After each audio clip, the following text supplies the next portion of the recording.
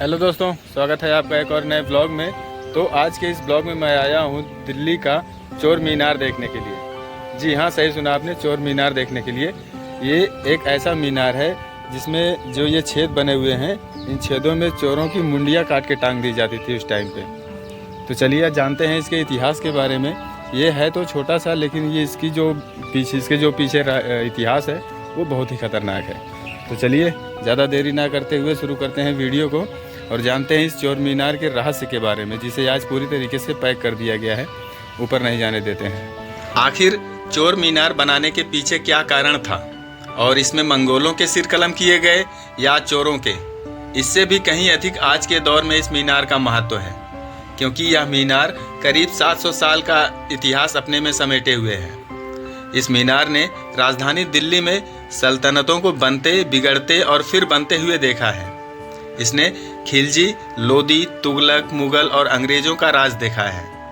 इस मीनार ने देश को आज़ाद होते हुए आज दुनिया में अपना अलग रुतबा कायम करते हुए भी देखा है। हालांकि आज यह मीनार दिल्ली के एक कोने में शांत खड़ी है, जो कभी कैदियों की चीखों से गूंजा करती होगी। इस मीनार का अपना ऐतिहासिक और आर्किटेक्चरल महत्व है। इतिहास में रुचि रखने वाले पर्यटकों और स्थानीय लोगों के लिए यह बिल्डिंग ऐसे कैनवस की तरह है जिसमें कई राज छिपे हैं और उनके जितना करीब जाओ वह और भी गहरे होते जाते हैं। कुछ इतिहासकारों के अनुसार यह सिर काटने की मीनार थी, जहां चोरों के कटे हुए सिर को इनके छेदों में लगाने के लिए इसी रास्ते का इस्तेमाल किया जाता था। यदि सिरों की संख्या छिद्रों की संख्या से ज़्यादा होती थी तो कम महत्वपूर्ण सिरों को टावर के अंदर ही ढेर कर दिया जाता था। इसके अंदर एक रूम टाइप का बना हुआ है। कुतुब मीनार की तरह चोर मीनार कोई बहुत ऊंची इमारत नहीं है, लेकिन इसकी खासियत मीनार पर बने कुल 225 छेद हैं, जो इस मीनार को रहस्यमय बनाते हैं।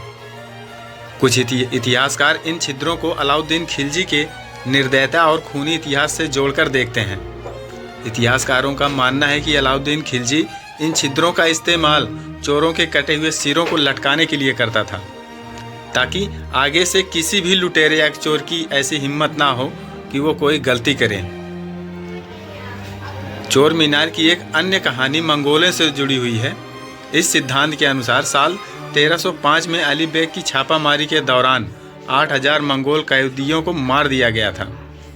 मीनार पर बने इन 225 छेदों में उन्हीं मंगोलों के सिरों को लटकाया गया था। यह कहा तो ये भी जाता है कि चोर मीनार को सिर कलम करने के लिए ही बनाया गया था। कहा जाता है कि अलाउद्दीन खिलजी नहीं चाहता था कि मंगोल सिर उठाएं, इसलिए उसने निर्दयता से मंगोलों के सिर कलम करके इस मीनार पर टांग दिए थे। हालांकि यह स्पष्ट नहीं है कि अलाउद्दीन खिलजी ने सभी मंगोलों के सिर कलम किए थे या फिर सिर्फ उनके जो चोरी करते थे।